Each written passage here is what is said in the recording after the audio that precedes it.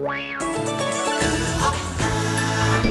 Alger. Retentissement mondial, celui du producteur Harvey Weinstein. Claude François qui est mort au milieu de C'est le premier jour de l'Euro. Et maintenant, écoutez Yuri Gagarin. Europe 1. 7h17, retour sur Actu à présent tout l'été. Vous le savez maintenant, on prend le temps de vous emmener dans nos archives Europe 1 ce matin avec Pauline Jacot. On va évoquer le droit de vote à 18 ans, une proposition qui date de 50 ans. À l'époque, la majorité était à 21 ans. Les événements de mai 68 ont montré que les jeunes savaient s'engager. Désormais, la France sait le rôle que peut jouer la jeunesse sur le cours de l'histoire. Au début des années 70, de plus en plus de voix se font entendre pour baisser l'âge de la majorité civile.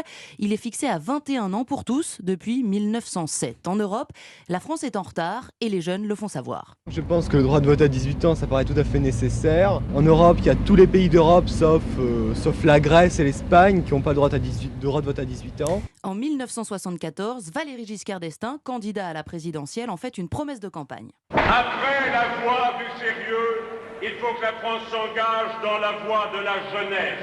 Et il faut que ce peuple et cette collectivité assurent la relève des générations.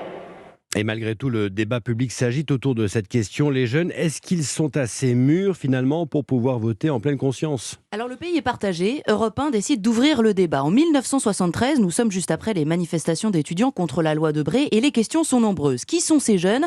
Peuvent-ils voter alors qu'ils défient le système ? Des experts, des sociologues sont invités dans l'émission de Jean-Loup Lafont et voilà ce qu'on pouvait entendre à l'époque. Je crois que le slogan « élection trahison » ou « élection piège à con » masque une réalité profonde, c'est qu'à l'heure actuelle, dans les facultés, dans les lycées, on ne cesse de voter. Il y a sans cesse des assemblées générales, est-ce qu'on débraye, est-ce qu'on fait grève, est-ce qu'on fait pas grève. C'est donc le système représentatif qui est mis en question, c'est pas la démocratie, si on entend parler de démocratie, le fait de voter.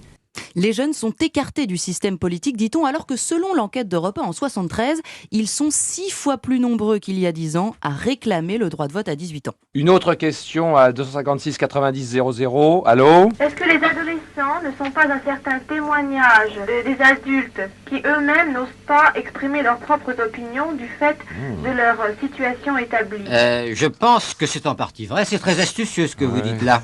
Certains jeunes, en revanche, ne se sentent pas d'assumer de nouvelles responsabilités. Ils avouent se désintéresser totalement des élections. Alors finalement, Valéry Giscard d'Estaing est élu en 1974 et la loi donc qui abaisse l'âge du droit de vote à 18 ans est promulguée le 5 juillet. Une date qui sera toujours mise en avant dans le bilan du président. À partir de ce moment-là, 2 400 000 jeunes vont accéder au vote.